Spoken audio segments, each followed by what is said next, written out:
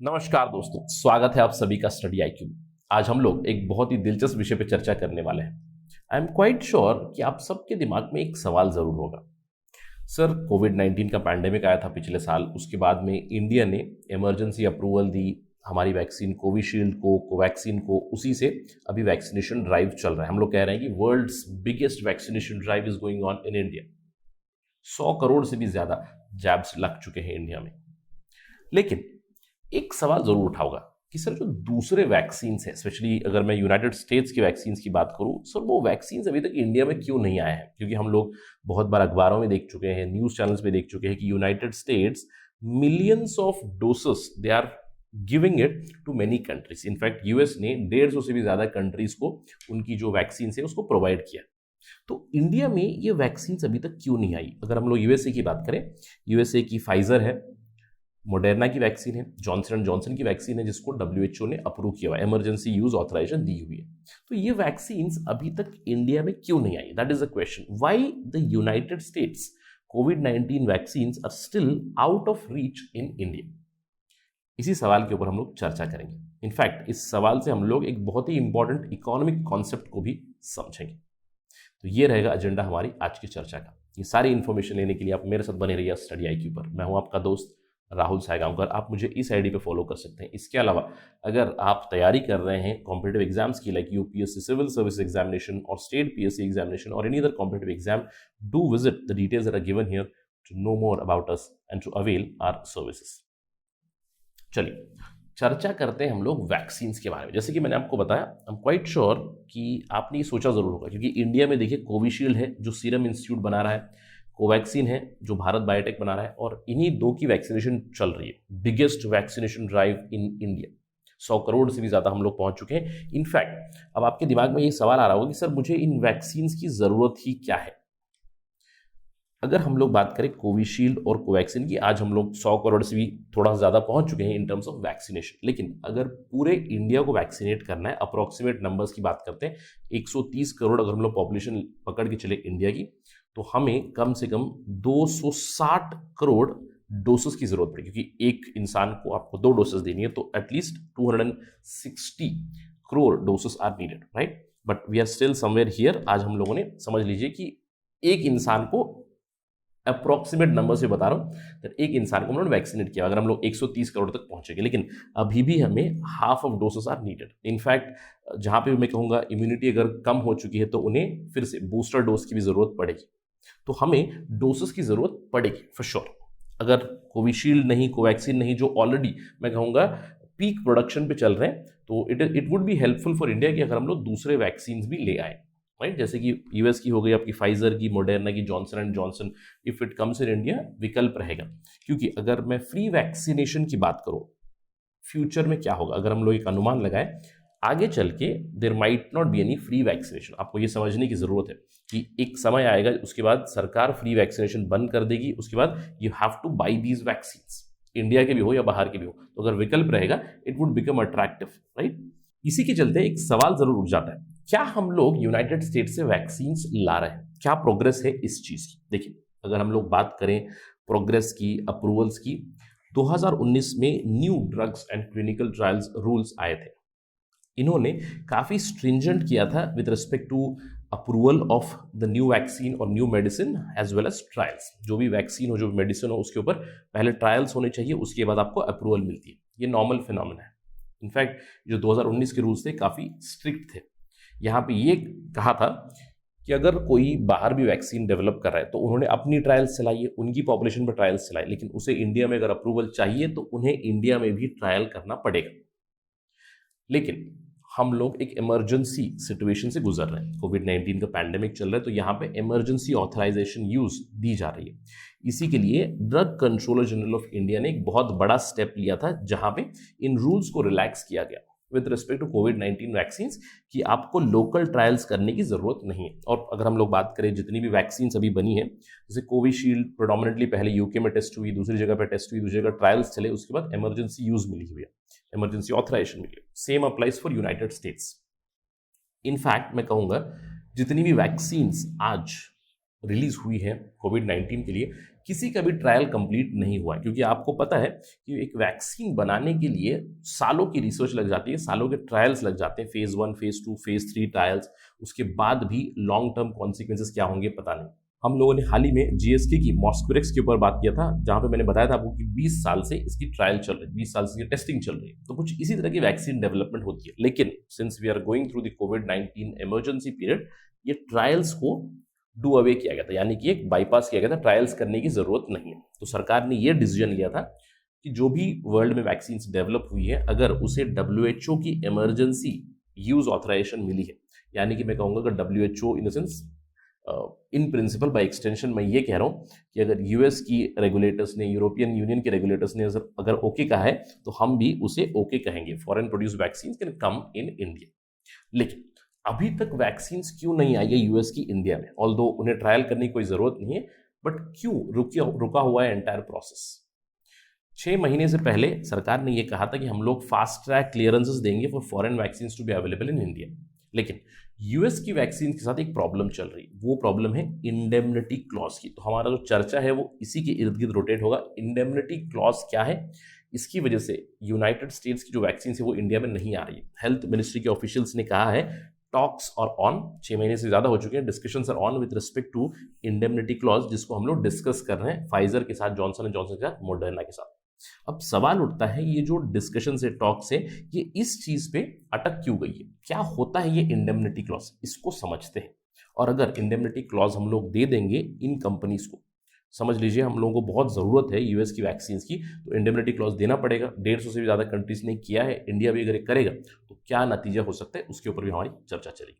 सबसे पहली चीज, इंडेमनिटी क्या होती है? देखिए, इंडेमनिटी एक कॉन्ट्रैक्ट लॉ से जुड़ा हुआ कॉन्सेप्ट। सिंपल टर्म्स में अगर आपको समझाना है, इंडेमनिटी का मतलब है आगे होने वाली हानि से कैसे हम लोग सुरक्षित हो सकते हैं।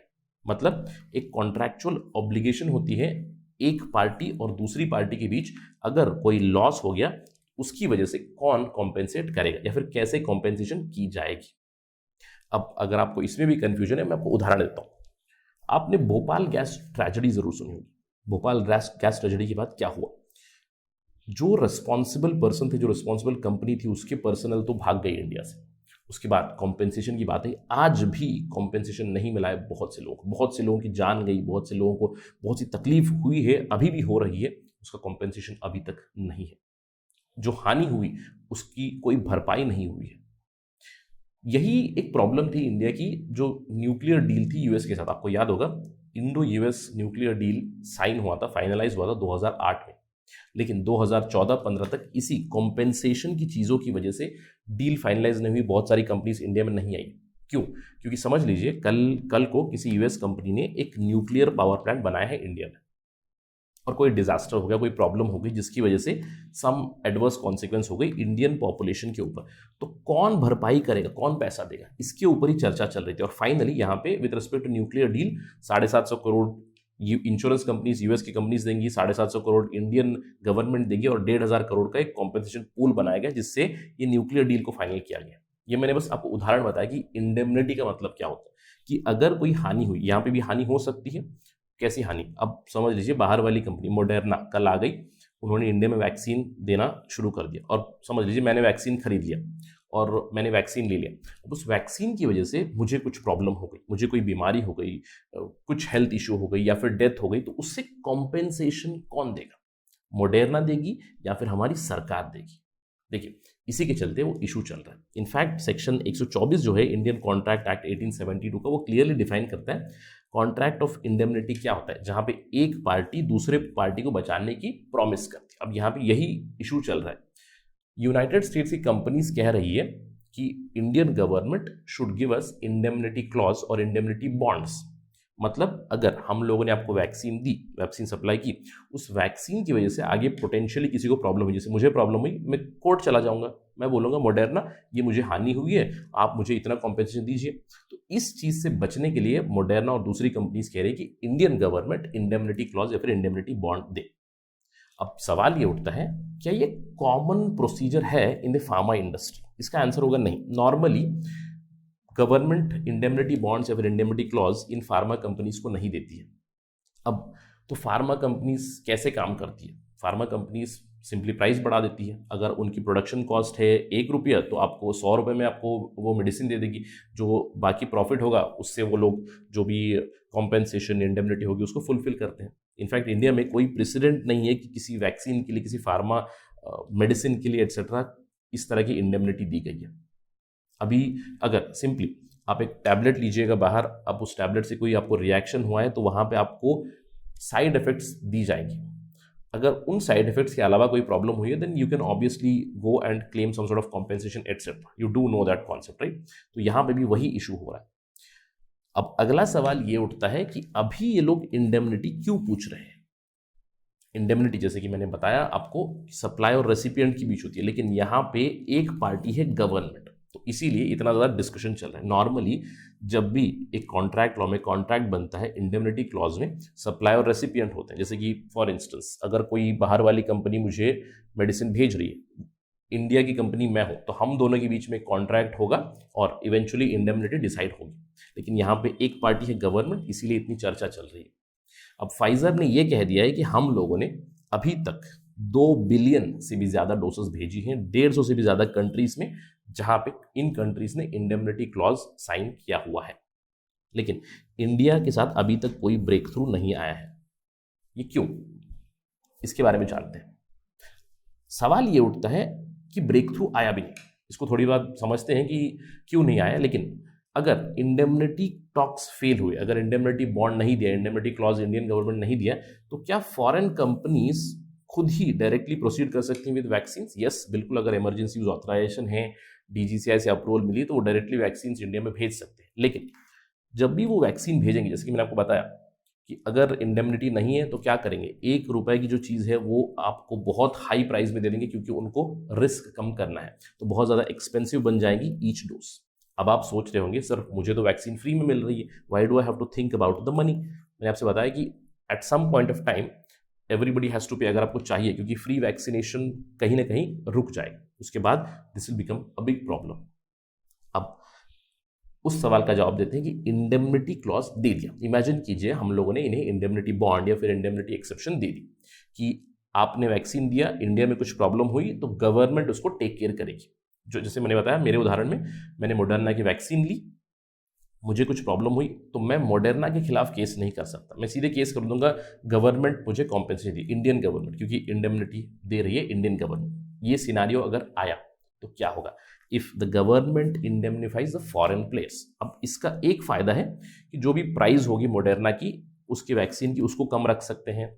बहुत सारी वैक्सीन आएंगी बाहर से, हम लोग मोडर्ना की मंगा सकते हैं, फाइजर की मंगा सकते हैं, बहुत सारी वैक्सीन हम लोग मंगवाएंगे और जल्दी से जल्दी वैक्सीनेशन ड्राइव खत्म करेंगे।